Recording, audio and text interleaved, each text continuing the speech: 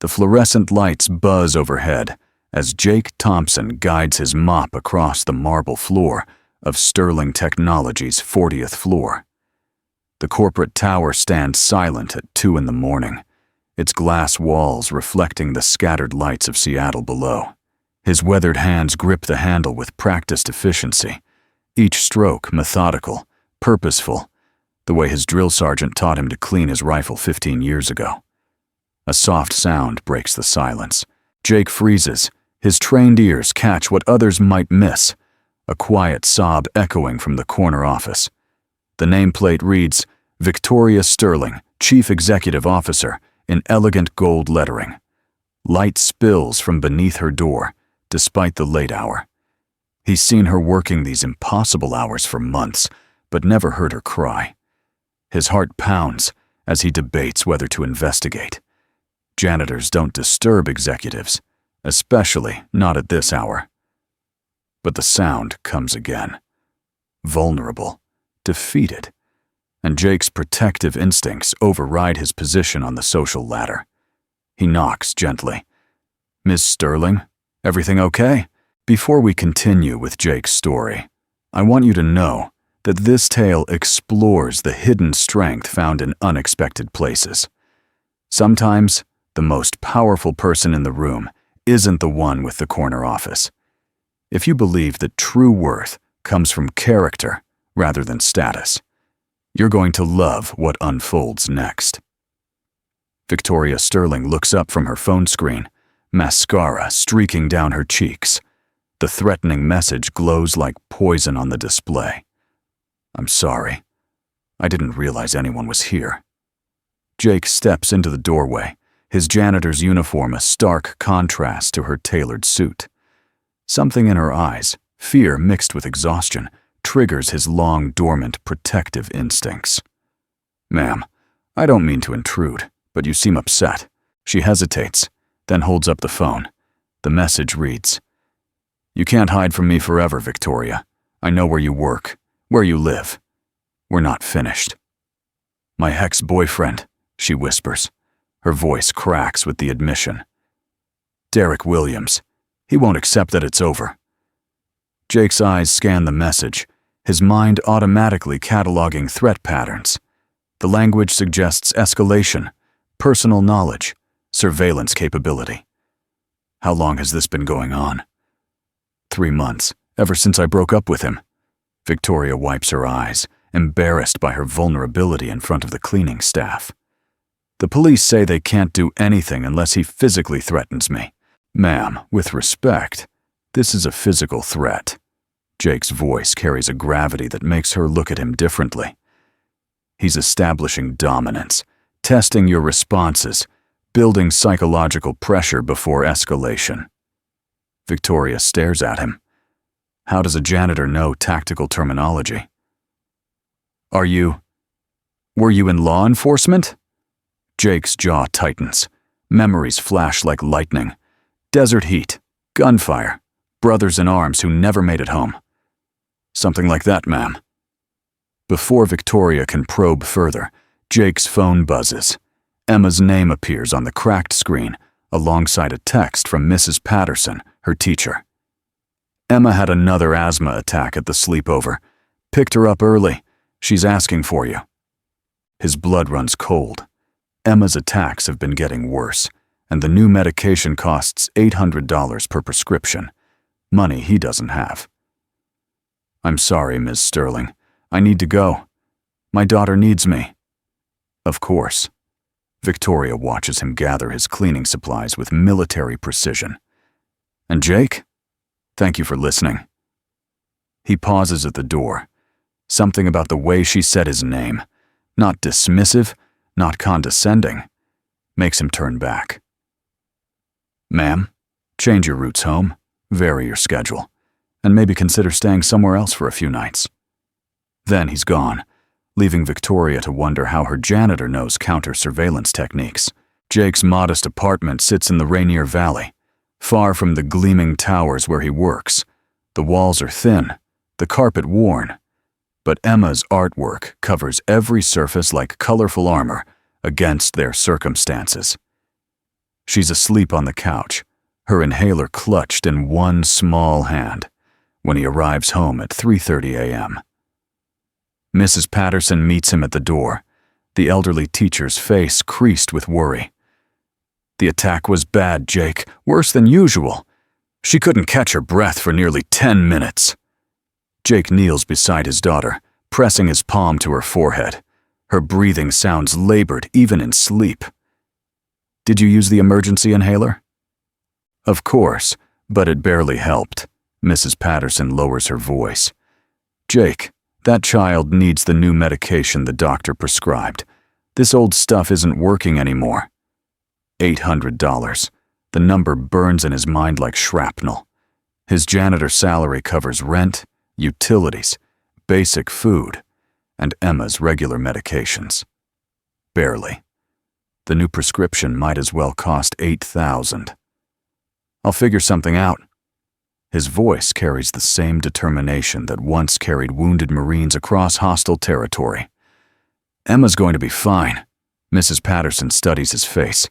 She's known Jake since his wife Sarah died 3 years ago, watched him transform from a broken widower into a devoted single father. "Jake, there's no shame in asking for help." "I don't need help." The words come out sharper than intended. "I can take care of my daughter." After Mrs. Patterson leaves, Jake sits beside Emma's sleeping form, her face peaceful despite the struggle in her lungs. On the coffee table, his wife's final letter lies beneath a stack of medical bills. "Promise me you'll give Emma everything we dreamed of. College, opportunities, a life better than ours." He promised. Soldiers keep their promises, even when keeping them seems impossible. His phone buzzes with a text from his supervisor. "Jake, need you to pick up Henderson's shift tomorrow night too. Can you handle a double?" Jake stares at the message. Another 16-hour day of cleaning offices while executives make in an hour what he earns in a month. "But Emma needs that medication." "I'll be there," he types back. Sterling Technologies' parking garage at 1 a.m. feels like a concrete tomb. Jake loads his cart with cleaning supplies, his body running on caffeine and determination after sleeping only 3 hours. The building's security cameras track his movement. He notices them all, a habit that dies hard. On the 40th floor, Victoria's office light burns again. Jake wonders if she took his advice about changing her routine. Probably not. Powerful people rarely listen to janitors, even when those janitors know what they're talking about. He starts his rounds on the 38th floor, methodically working his way up. Each office tells a story through its contents: family photos, diplomas, evidence of lives lived in comfort and security. Jake doesn't resent their success. He just wants a fraction of it for Emma. At 11:45 p.m., the elevator chimes. Jake glances up from mopping the executive bathroom as 3 men in dark clothing step onto the 40th floor.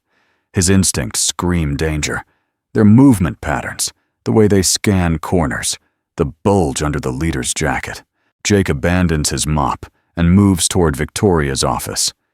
Through the glass walls, he sees her at her desk, headphones on, completely unaware of the approaching threat. The men split up, one toward the stairwell, one toward the elevator, the leader heading straight for her door. The tactical assessment takes seconds. 3 hostiles, 1 civilian, multiple escape routes compromised. Jake's muscles remember movements drilled into them during countless training exercises in North Carolina and 2 tours in Afghanistan. He slips his phone from his pocket, speed dialing 911. His thumb hovers over the send button as the leader reaches Victoria's door. The man raises his hand to knock. Polite, professional, deadly. Jake recognizes him from the photo on Victoria's desk. Derek Williams, her ex-boyfriend. The man who's been sending threatening messages for 3 months. This isn't a random break-in. It's a carefully planned assault. Victoria looks up as Derek knocks. Confusion crosses her face as she removes her headphones. "Derek, how did you get up here?" "We need to talk, Vic." Derek's voice carries through the glass, deceptively calm. Just the two of us. Jake sees Victoria's body language change. Shoulders tensing, hand moving toward her phone. She recognizes the danger. Derek notices her movement and steps into the office, his two companions moving to block potential exits. "Put the phone down, Victoria."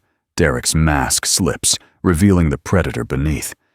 "You've been avoiding me long enough." Jake makes his decision.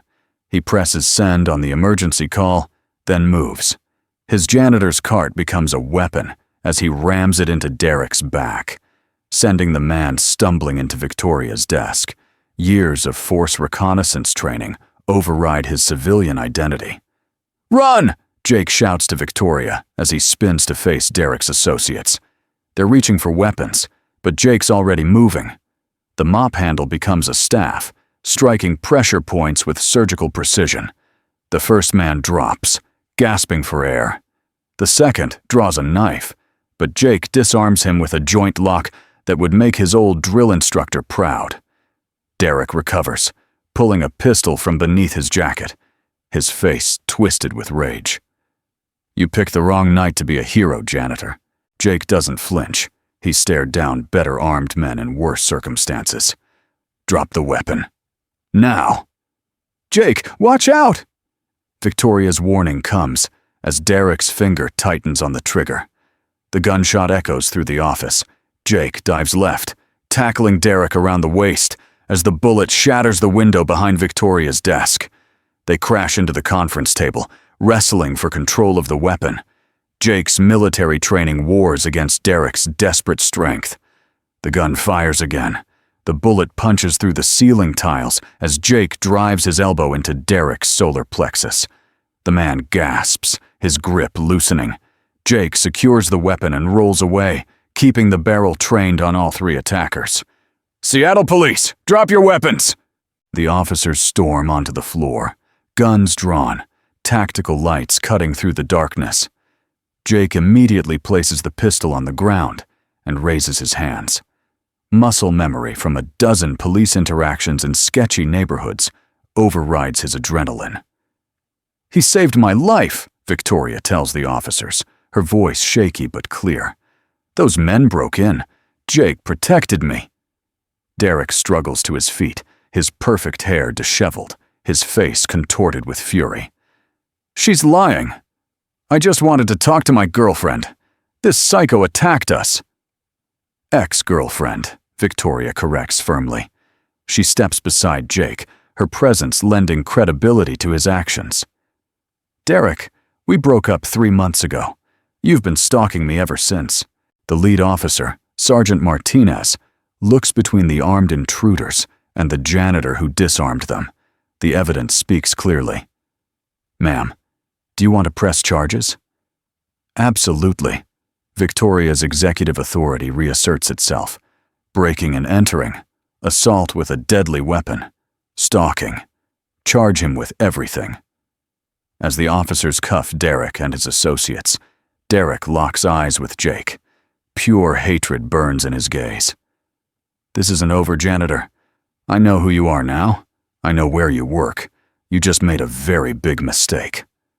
Jake meets his stare without flinching. He's faced down genuine threats before, not spoiled executives playing at intimidation. "The only mistake was yours." But as Derek disappears into the elevator in handcuffs, his words echo with the promise of retaliation.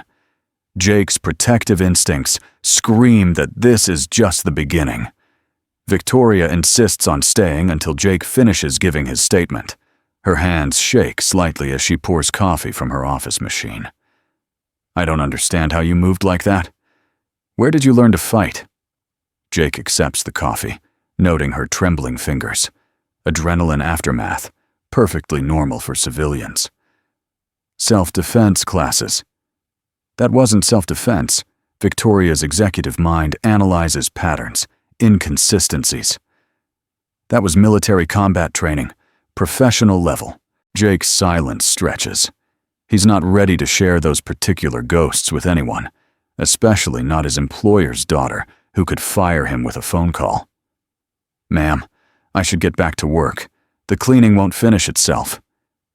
Jake, you just saved my life.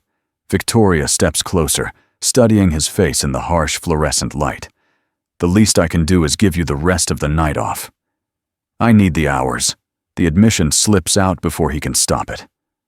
My daughter, she needs medication I can't afford. Victoria's expression softens. Her MBA didn't prepare her for conversations about choosing between rent and prescriptions. What kind of medication? Asthma. Jake finishes his coffee and stands. The new stuff that actually works costs $800 a month. Insurance doesn't cover it. $800. Victoria spends more than that on shoes. The disparity hits her like a physical blow. This man just risked his life to save hers, and he can't afford medication for his sick child. Jake, let me help. No. His voice carries military authority despite his janitor's uniform. I don't take charity. I work for what my family needs. Victoria watches him gather his cleaning supplies. Pride and desperation war in his movements. This isn't charity. It's payment for services rendered. Security services. Jake pauses. The distinction matters to a man who's spent 3 years rebuilding his identity around honest work. I'm a janitor, not security. Tonight you were security. Victoria's business mind recognizes opportunity when it presents itself. Sterling Technologies needs someone who can think tactically, respond to threats. Someone with your background. You don't know my background. Jake's voice carries warning. Some doors shouldn't be opened. Then tell me. Victoria sits on the edge of her desk, abandoning corporate hierarchy. Help me understand how a janitor moves like special forces. Jake stares at her. 3 years of hiding, of keeping his head down, of being invisible. But Emma needs that medication, and Victoria Sterling might be the key to obtaining it without compromising his pride. Marine Force reconnaissance. The words taste like metal in his mouth. 2 tours overseas. Honorable discharge 3 years ago. Victoria's eyes widen. Force recon is elite. The Marines' equivalent of Navy SEALs. Jake, why are you working as a janitor? You could write your own ticket with that background. Jake's laugh carries no humor. Bitter experience colors every word. You'd be surprised how many employers see military discharge and assume damaged goods, especially when the discharge papers mention PTSD. The truth hangs between them. Jake Thompson, decorated Marine, reduced to cleaning offices because civilian employers fear what they don't understand. Victoria realizes she's looking at her company's security consultant, hiding in plain sight. PTSD from combat? She asks gently. From watching good men die while I lived. Jake's voice remains steady, but his hands clench. From making decisions no one should have to make. From carrying responsibilities that broke me before I learned to carry them properly. Victoria sees the weight he carries, invisible scars that run deeper than any physical wound. Jake, what if I told you Sterling Technologies has an opening for head of corporate security? Someone who understands real threats, not just theoretical ones. Jake's heart pounds. The position would pay enough for Emma's medication, her college fund, the life Sarah dreamed of for their daughter. But it would also mean stepping back into the light, being visible again. Ma'am, I appreciate the offer, but... Victoria's phone buzzes. A text message appears on her screen that makes her face go pale. The sender is Derek Williams, and somehow he's managed to send it despite being in police custody. You thought tonight was bad. Wait until I tell everyone what your hero really is.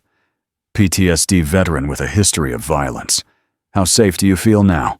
Jake reads the message over her shoulder. His blood turns to ice as Derek's threat crystallizes. The man has connections, resources, and now motivation for revenge. Worse, he's targeting Jake's most vulnerable point, his military record. He can't send messages from jail. Victoria's voice shakes with realization. He must have had this scheduled. Or someone's helping him. Jake's tactical mind processes the implications. Derek Williams came prepared for multiple scenarios, including failure. The attack tonight was just the opening move in a larger game. "Ma'am, you need to understand something." Jake's voice carries the weight of hard experience. Men like Derek don't stop when they're caught. They escalate. As if summoned by his words, Victoria's phone rings. The caller ID shows Derek Williams. Somehow, impossibly, he's calling from police custody. Victoria's hands shake as she reaches for the phone. Jake covers her fingers with his own, steadying her. "Don't answer it." But the damage is done. Derek Williams has made his next move, and Jake realizes that saving Victoria tonight has painted a target on his back, and by extension, on Emma's. The phone stops ringing, then immediately starts again. Derek's message is clear. He can reach them anywhere, anytime. And now he knows exactly who to target to hurt Victoria most. Jake stares at the phone. His decision crystallizes with the clarity that once guided him through minefields in Afghanistan. Emma needs him to be brave. She needs him to step out of the shadows and fight for their future. "Ms. Sterling," he says quietly, "about that security position." Derek Williams walks free at 9 a.m. the next morning. His lawyer, a sharp-suited predator named Harrison Blake, argues insufficient evidence, while Derek's connections in the prosecutor's office nod sympathetically. The security footage shows Derek entering the building, but his story, that he was visiting his girlfriend and defending himself against an unstable veteran, finds sympathetic ears among those who profit from doubt. Victoria receives the call from Detective Martinez at 10:15 a.m. Her coffee grows cold as the words sink in. "I'm sorry, Miss Sterling, but without additional evidence of premeditation, we can only hold him on trespassing. His lawyer posted bail an hour ago." "Detective, 3 men with weapons broke into my office." Victoria's voice carries the authority of someone accustomed to being heard. "How is that trespassing?" "Mr. Williams claims he had your permission to visit, that the weapons belonged to building security who overreacted to a domestic dispute, without witnesses contradicting his story." "Jake Thompson witnessed everything," Victoria interrupts. "He stopped the attack." Martinez's sigh carries through the phone. The weariness of a cop who's seen too many cases disappear into legal technicalities. "Ms. Sterling, Thompson's testimony carries complications.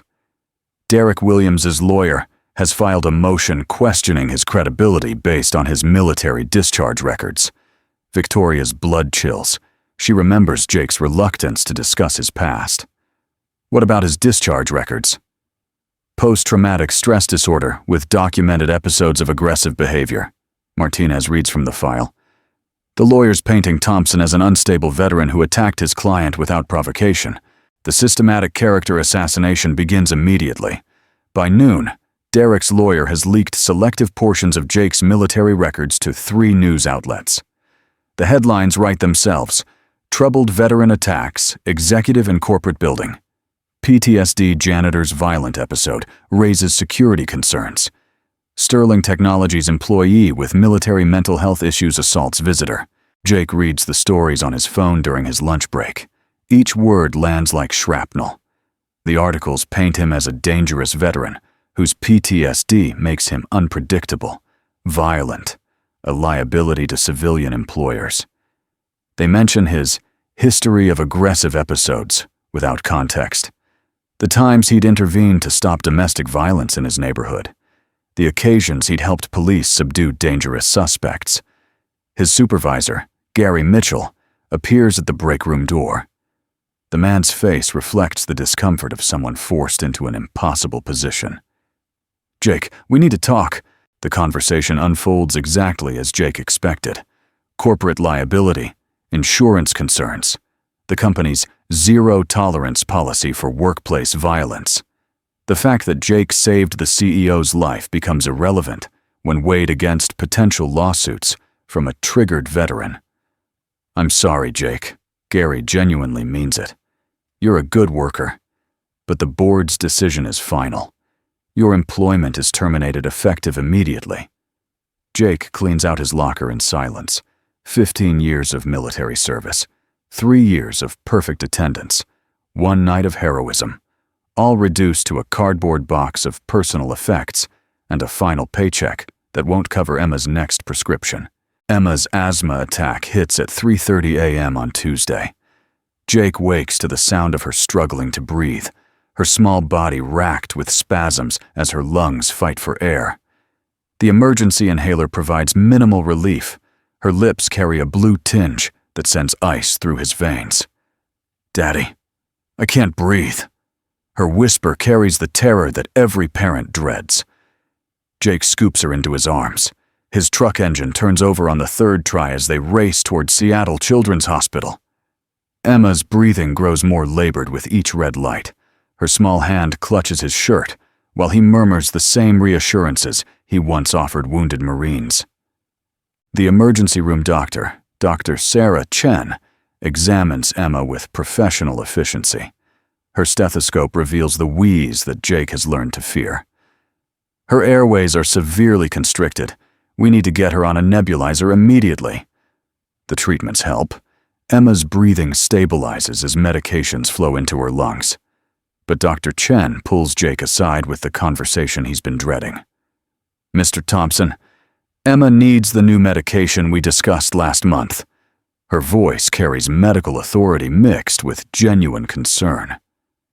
The older treatments aren't managing her symptoms anymore. Without proper medication, these attacks will become more frequent and more dangerous. $800 per month. The number burns in Jake's mind as he watches his daughter sleep in the hospital bed. Without his janitor's job, without insurance, the medication might as well cost $8 million. "Doctor, I lost my job yesterday. The admission tastes like defeat. I don't have insurance anymore." Dr. Chen's expression softens. She's seen too many families forced to choose between medication and rent. "There are assistance programs, charity options." "I don't want charity."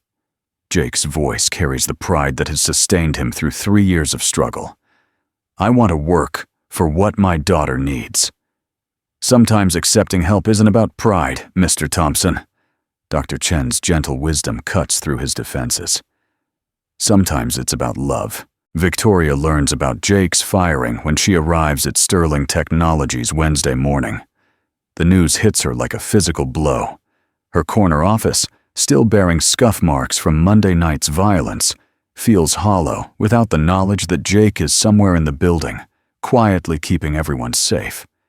She storms into the boardroom where her father, Richard Sterling, chairs the emergency meeting. The assembled executives look uncomfortable as she takes her seat without invitation. "The decision has been made, Victoria."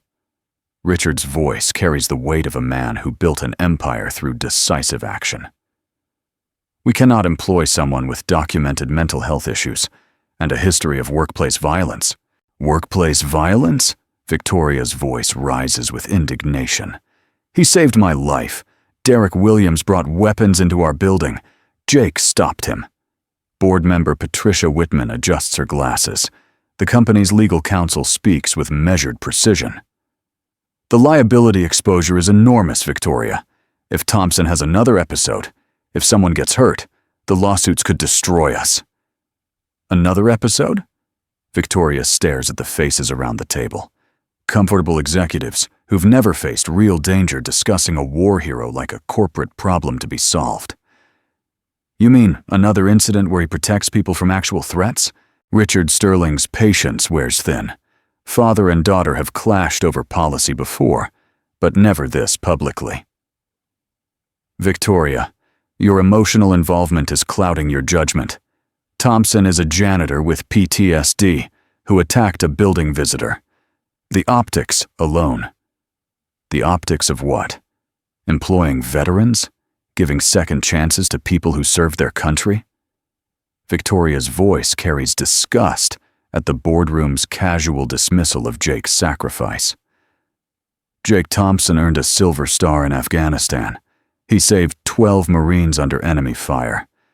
And you're worried about optics?" The room falls silent. None of them knew about Jake's military decorations. Patricia Whitman recovers first, consulting her legal notes.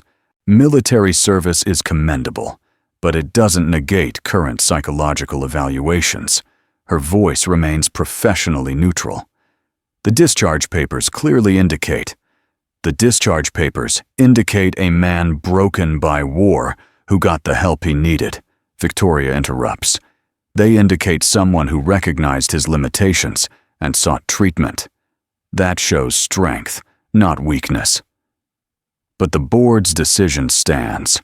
Corporate liability trumps individual heroism in the calculus of modern business. Victoria leaves the meeting with new understanding of the gulf between executive decisions and human consequences. Jake spends Thursday morning at the unemployment office. The bureaucratic maze of forms and interviews feels designed to humiliate rather than help. His military background opens some doors while closing others. Potential employers see Marine Force reconnaissance and either fear his training or question his stability. Security companies want younger veterans without baggage. Corporate positions require degrees he never had time to earn. Manual labor jobs don't pay enough for Emma's medical needs. The classified ads blur together.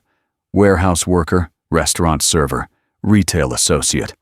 None offering the wages necessary to afford $800 prescriptions. His phone buzzes with a call from an unknown number. Jake almost ignores it before recognizing the area code. Mr. Thompson, this is Jennifer Walsh from Channel 7 News. I'd like to speak with you about the incident at Sterling Technologies. The media attention has found him. Jake ends the call without responding, but the damage spreads through social networks faster than wildfire.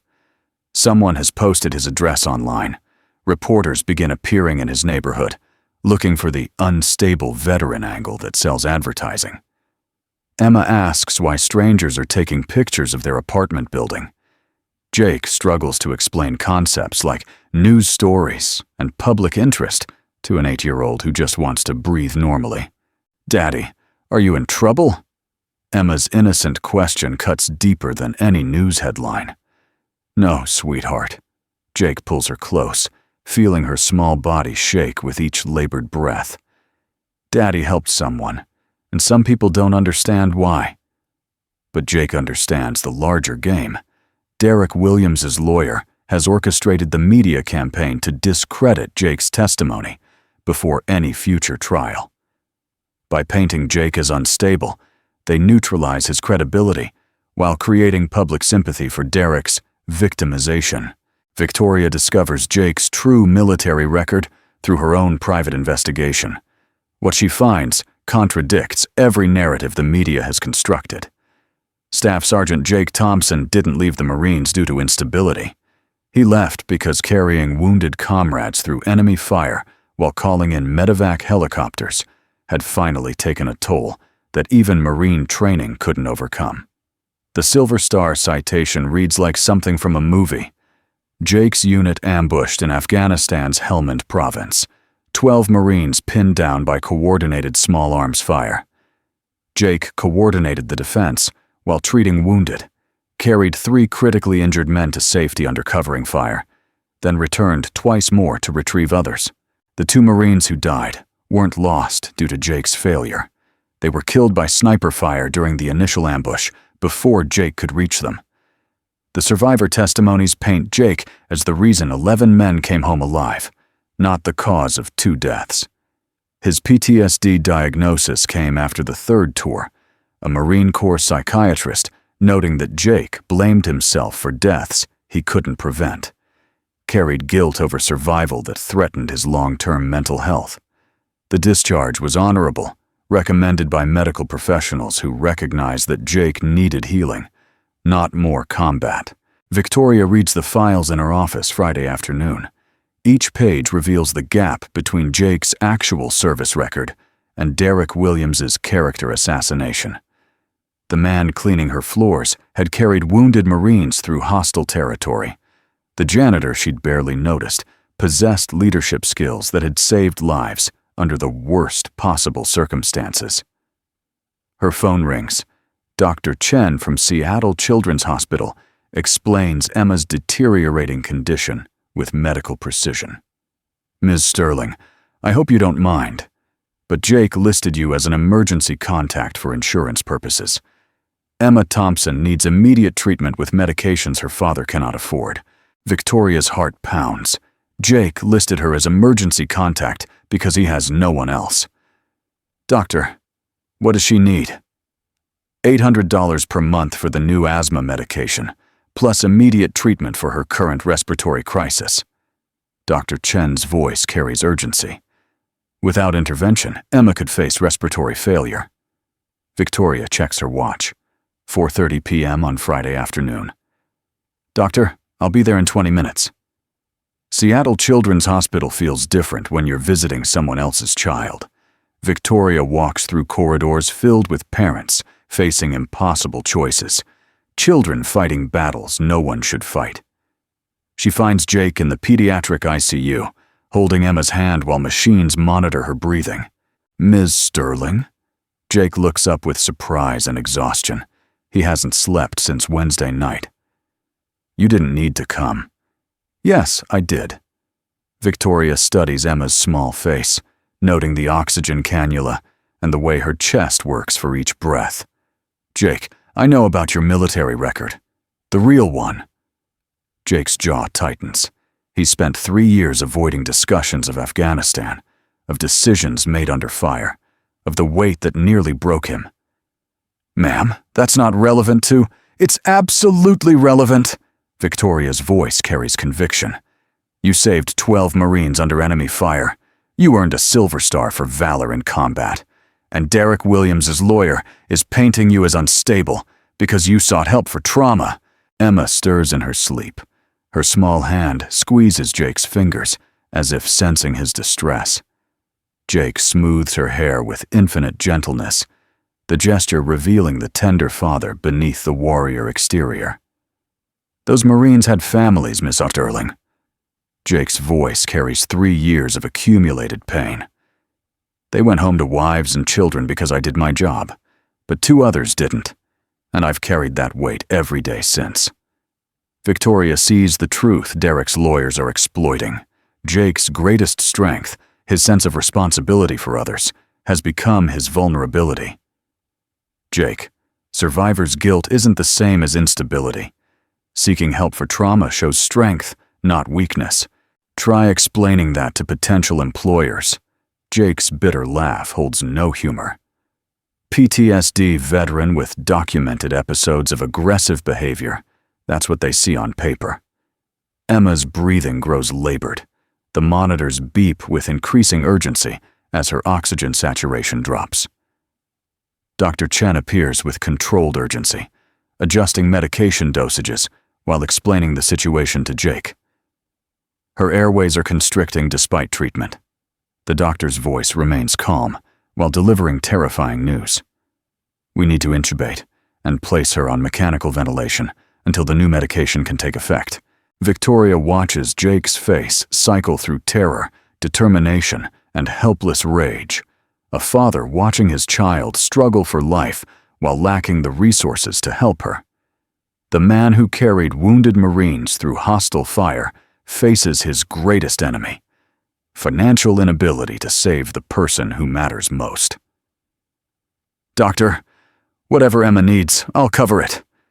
Victoria's voice cuts through Jake's anguish with corporate authority. The medication, the treatment, everything. Jake turns with eyes that burn with pride and desperation. Accepting help violates every principle that sustained him through military service and civilian struggle. Ms. Sterling, I can't let you— You can, and you will. Victoria's voice carries the same command tone that built Sterling Technologies. This isn't charity, Jake. It's an investment in my new head of corporate security. Ma'am, I lost that job before I could start it. Jake's voice cracks with exhaustion. You lost a janitorial position, Victoria corrects with steel in her voice. The security position was my offer, and I don't recall withdrawing it. Dr. Chen begins Emma's treatment as Victoria and Jake step into the hallway. The weight of unspoken possibilities hangs between them, while Emma fights for breath 30 feet away. Jake, I need someone who understands real threats, who can think tactically under pressure. Victoria's voice carries sincerity that cuts through his defenses. I need someone who won't hesitate to act when lives are at stake. You need someone who won't embarrass your company. Jake's response carries bitter experience with civilian judgment of military service. I need someone who will risk everything to protect others. Victoria steps closer, lowering her voice. I need someone like the Marine who carried wounded men through enemy fire. I need someone like the father fighting for his daughter's life. Derek Williams makes his next move Sunday morning. Jake's phone rings at 7 a.m. with Emma's teacher, Mrs. Patterson, calling in distress. Jake, someone broke into the school overnight. They vandalized Emma's classroom and left threatening messages. The vandalism targets Emma specifically. Her desk overturned, her artwork destroyed, words scrawled across the blackboard. Tell your daddy to keep his mouth shut. The message's intent is unmistakable. Derek has escalated from targeting Victoria to threatening Jake's daughter. Police Detective Martinez surveys the damage with weary recognition. Derek's fingerprints aren't found, but his lawyer's strategy is clear. He's trying to provoke you, Thompson, get you to make a mistake he can exploit. By threatening my 8-year-old daughter. Jake's voice carries barely controlled rage. By making you feel helpless.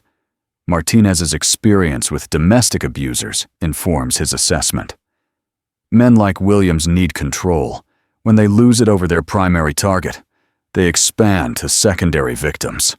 Jake stares at Emma's destroyed artwork, finger paintings and crayon drawings that represented her innocent view of the world, now torn and trampled by Derek's need for revenge. The message is clear. Derek can reach Emma anywhere, anytime. Victoria arrives at the school within an hour. Her presence in the damaged classroom seems surreal, a CEO surveying elementary school vandalism. But she understands the tactical implications as clearly as Jake does. He's forcing your hand. Her voice carries strategic analysis. Derek wants you to react emotionally.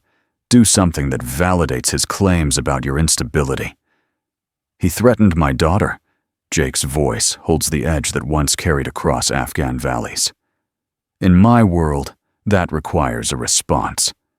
In my world, too, Victoria's unexpected steal surprises Jake.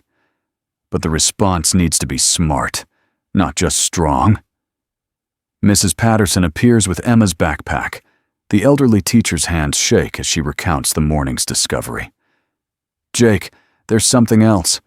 Emma wrote an essay for class about heroes. She wrote about you, about how you help people and keep her safe.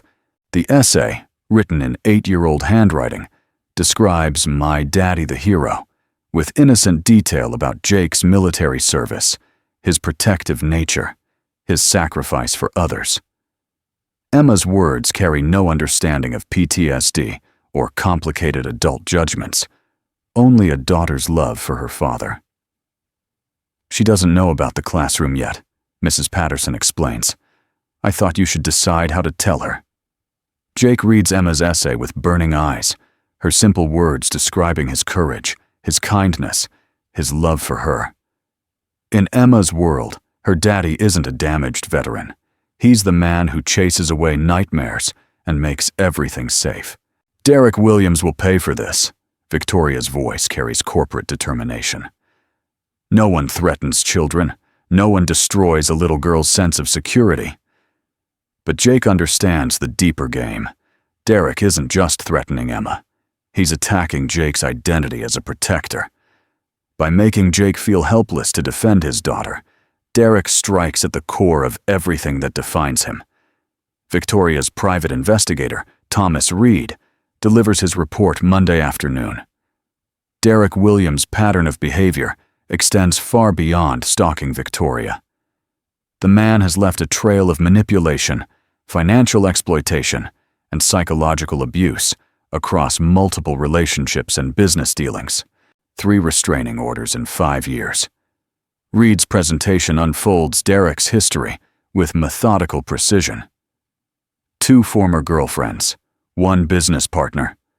Williams targets successful women, establishes control through charm and manipulation, then becomes increasingly possessive and threatening when relationships end. The financial crimes prove more complex. Derek has been skimming consulting fees from multiple corporate clients, using shell companies to hide embezzlement totaling nearly $2 million. The money funded his lavish lifestyle and, more recently, the mercenaries who attacked Victoria's office. He's desperate. Reed continues his analysis. The embezzlement is about to be discovered. Williams needs Victoria back to provide cover and financial support. Her rejection threatens not just his ego, but his freedom. Victoria studies the evidence with growing determination. Derek's crimes extend far beyond personal harassment into corporate fraud and conspiracy. Thomas, how solid is this evidence? Solid enough for criminal charges. Reed's confidence reflects 30 years of investigative experience. But Williams has connections in the prosecutor's office. We need overwhelming evidence to overcome his political protection. The final revelation chills Victoria's blood. Derek has been collecting information about Sterling Technologies' security protocols, employee schedules, and executive travel plans. His obsession with Victoria has evolved into corporate espionage with unknown objectives. He's planning something bigger. Victoria's strategic mind processes the implications. The office attack was reconnaissance. Derek was testing our security response. Jake studies the surveillance photos of Derek meeting with unknown associates. His military training recognizes operational planning when he sees it. Ma'am, this pattern suggests escalation to a major target event. What kind of event? Victoria asks, though she fears the answer. Something public, something that gives him leverage over you. Jake's tactical assessment carries grim certainty. Derek wants control. He'll create a situation where you have to choose between public humiliation and private submission. Emma's school play offers Derek the perfect opportunity.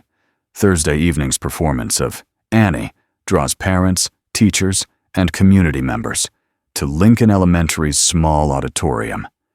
Emma plays one of the orphans, her excitement about performing temporarily overriding her breathing difficulties. Jake attends despite his concerns about public exposure. Watching Emma on stage matters more than personal safety. Victoria surprises him by arriving 10 minutes before curtain, taking the seat beside him with natural ease. I wouldn't miss Emma's debut. Victoria's smile carries genuine warmth. Besides, someone needs to watch for threats while you focus on being a proud father. The play unfolds with elementary school charm, children forgetting lines, parents recording everything, teachers prompting from the wings.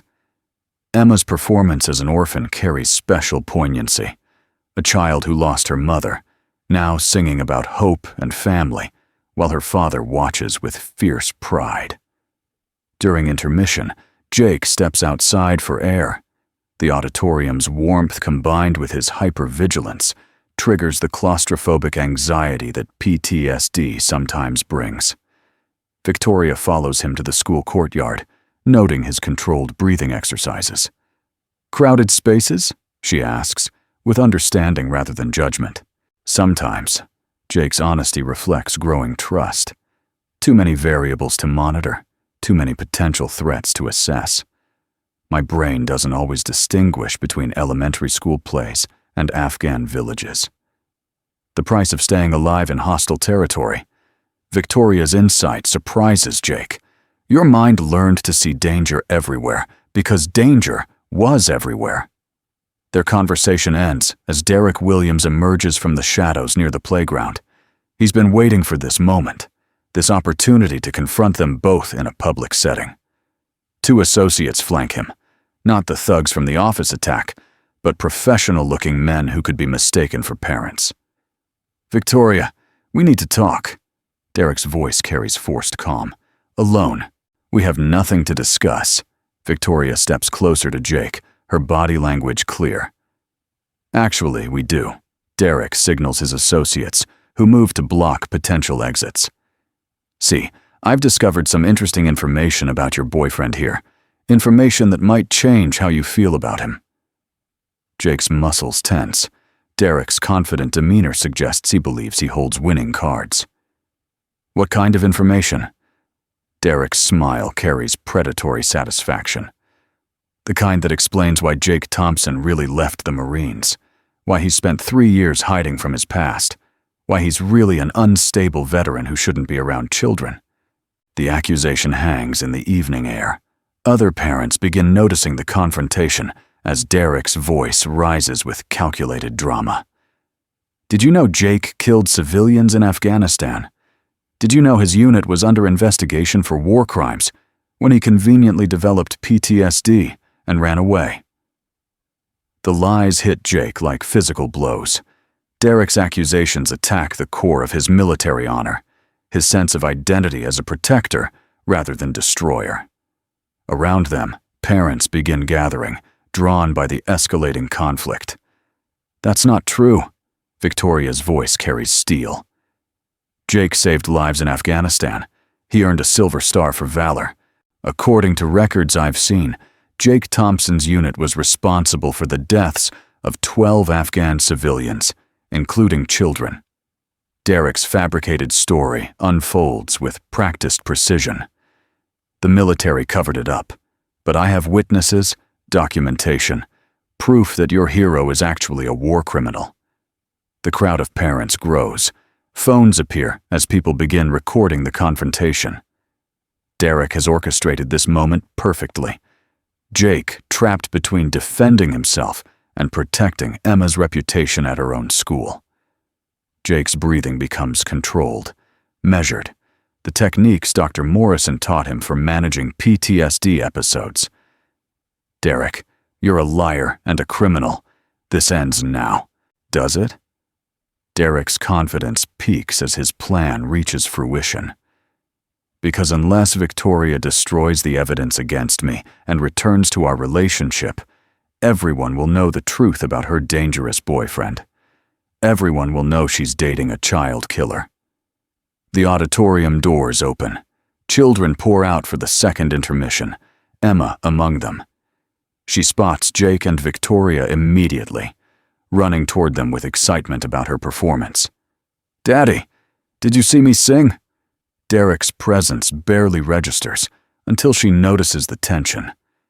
Emma's innocent joy fades as she senses adult conflict beyond her understanding. "Daddy, who are these men?" Jake kneels to Emma's level. His voice carries the gentle tone reserved for bedtime stories and scraped knees. "Sweetheart, go back inside with Mrs. Patterson. Act 2 is starting soon." "But Daddy, Emma, please!" Jake's military authority surfaces briefly. "Do what Daddy says." Derek seizes the moment. His voice projects across the courtyard for maximum audience impact. Is this the little girl whose father killed children in Afghanistan? Does she know what kind of man raised her? The words hit Emma like a slap. Confusion and hurt fill her 8-year-old eyes as Derek's accusations penetrate her world of heroes and safety. "Daddy, what's he talking about?" Jake's heart breaks as Emma's trust wavers. Derek has succeeded in weaponizing innocence against the man who cherishes it most. Around them, parents whisper and record, creating the viral moment Derek orchestrated. "Emma, listen to Daddy." Jake's voice remains steady despite the chaos. Some people say things that aren't true because they're angry. Daddy never hurt children. Daddy protected them, just like I protect you. Victoria steps forward, her corporate authority commanding attention. "Mr. Williams, you're trespassing on school property and harassing a child. Leave immediately, or I'll call the police." "Call them." Derek's triumph appears complete. "I'll be happy to share my evidence with law enforcement. Let's see how your boyfriend explains his war crimes to Seattle police." But Derek has miscalculated. His fabricated evidence dissolves under scrutiny, while his public threat against a child generates exactly the wrong kind of attention. Parents begin recognizing the situation: a grown man attacking a veteran father at his daughter's school play. Mrs. Patterson appears with school security. The elderly teacher's protective instincts focus on Emma rather than adult drama. "Emma, sweetheart, let's get you ready for Act 2. Your solo is coming up." Emma looks between Jake and Derek, her young mind processing that this angry man is somehow attacking her daddy. "Are you the bad man who hurt Daddy's work?" Derek's mask slips. Confronted by direct innocence, his manipulative facade cracks. "Little girl, your father isn't the hero you think he is." "Yes, he is." Emma's voice carries absolute certainty. "Daddy is the bravest man in the world. He takes care of me when I can't breathe. He reads me stories when I'm scared. He's my hero." The simple declaration from an 8-year-old carries more weight than any military citation. Emma's unwavering faith in her father exposes Derek's accusations as the lies they are. Around them, parents see the truth: a loving father under attack by a bitter man using a child as a weapon. Jake stands, placing himself between Derek and Emma. His voice carries the authority that once commanded Marines under fire. "Derek, you've crossed every line tonight. This ends here." Does it? Derek's desperation shows as his perfect plan crumbles. "Because I still have evidence." "No, you don't." Victoria's voice cuts through his bluster. "You have fabricated documents, paid testimony, and outright lies. What you don't have is any credibility left." Jake's phone buzzes, Detective Martinez calling with news that changes everything. "Thompson, we just arrested Derek Williams' associates. They're talking. Apparently, Williams paid them to create false documents about your military service. The whole war crime story is fabricated." Derek's confidence evaporates as police sirens approach the school.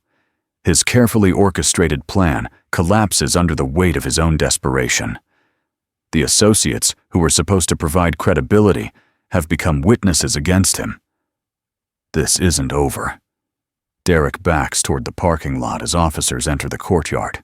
"Yes, it is." Jake's voice carries finality. "You threatened my daughter. You attacked innocent people. You lied about men who died serving their country. It's over." Derek's arrest unfolds with anticlimactic efficiency. The evidence of embezzlement, stalking, and conspiracy overwhelms any remaining political protection he might have enjoyed. His fabricated war crime story collapses when investigators discover the paid witnesses and forged documents. Victoria watches from the auditorium steps as police lead Derek away, his threats and manipulation finally meeting consequences. Emma's hand slips into hers, small fingers seeking comfort from the woman who stood with her daddy against the bad man. "Is Daddy in trouble?" Emma asks with 8-year-old directness. "No, sweetheart." Victoria kneels to Emma's level. "Your daddy is a hero. He stopped the bad man from hurting people." Inside the auditorium, the play continues. Emma's solo in Act 2 receives thunderous applause from parents who witnessed her courage in the courtyard.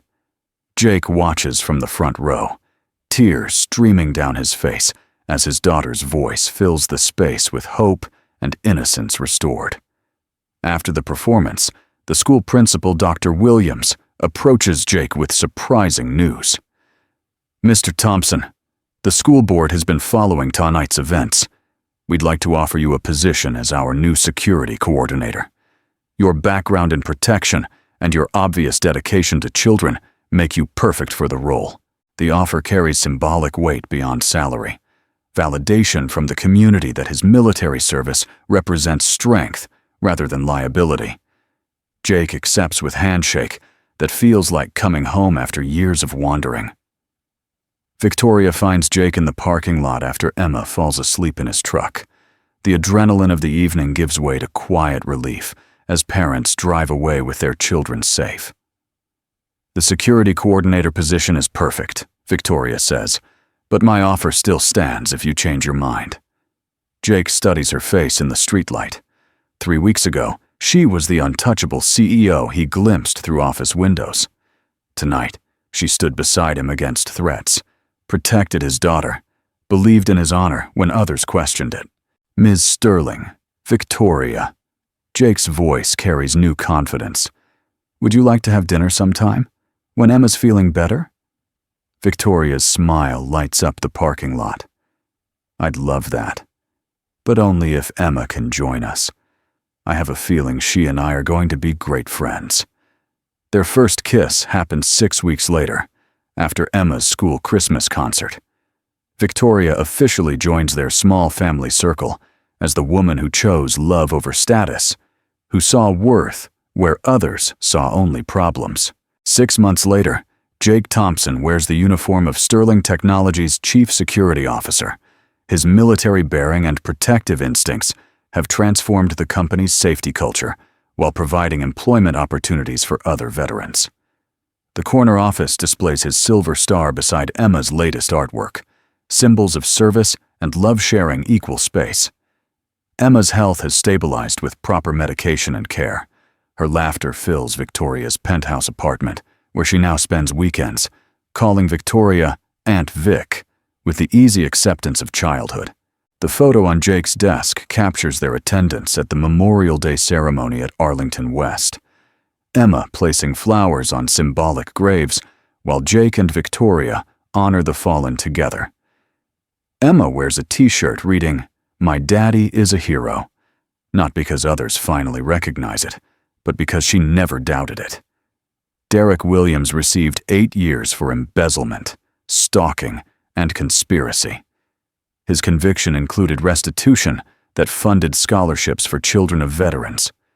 Justice served with poetry rather than vengeance. On quiet evenings, Jake reads bedtime stories to Emma, while Victoria reviews security reports. Their life together built on foundation of mutual respect, shared values, and the understanding that true worth transcends social barriers. Emma's breathing comes easy now, her dreams filled with possibilities rather than struggles. And in the morning, she'll wake to find her daddy and Aunt Vic planning another adventure, another day in the life they've built together, where heroes wear janitor uniforms and love conquers prejudice, where children breathe freely and parents sleep peacefully, where happily ever after begins with choosing courage over comfort. The fairy tale is real. It just looks different than the storybooks suggested.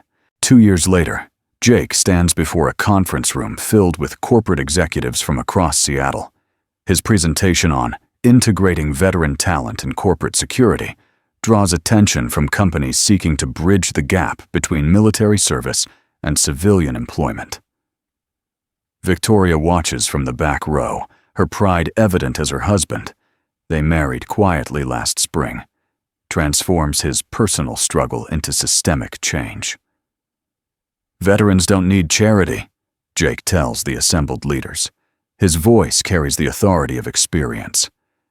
They need opportunity to demonstrate their value. The skills that keep soldiers alive in combat zones translate directly to protecting civilian assets and personnel. The Sterling Foundation, Victoria's nonprofit initiative, has placed over 200 veterans in meaningful employment. Each success story builds on Jake's example of hidden worth revealed through opportunity rather than judgment. Emma helps at the Foundation's family events, her natural empathy connecting with children whose parents struggle with invisible wounds. Their wedding photo sits prominently in the Foundation office. Emma as flower girl, Jake in his dress blues, Victoria radiant in simple elegance. The ceremony took place at the Children's Hospital where Emma received treatment. Dr. Chen officiated as a family friend, blessing a union born from crisis and strengthened through adversity. Emma's latest school project, a presentation on real heroes in our community, features interviews with her daddy's veteran colleagues. 8-year-old wisdom capturing truths that adult prejudice often misses. Her conclusion reads, "Heroes don't wear capes. They wear uniforms and work clothes and kind hearts. They help people even when nobody is watching." Victoria's transformation from isolated executive to community advocate surprises former colleagues. She speaks at veteran advocacy events, testifies before congressional committees, uses her corporate platform to challenge assumptions about military service and mental health. The woman who once valued profit margins above personnel discovers that her greatest success comes from investing in people. Sunday mornings find them at the Veterans Memorial Park Jake helped design. Emma places flowers, while Jake and Victoria honor the fallen together. Other families join them.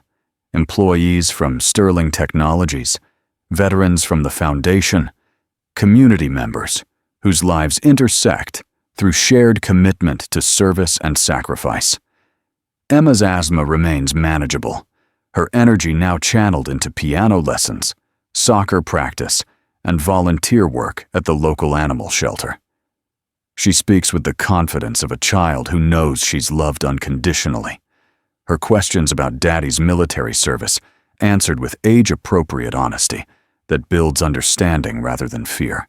The apartment walls display Emma's artwork alongside Jake's military commendations, kindergarten drawings of their family, Daddy, Mommy Vic, and Emma holding hands beneath a rainbow, capture their reality better than any official portrait.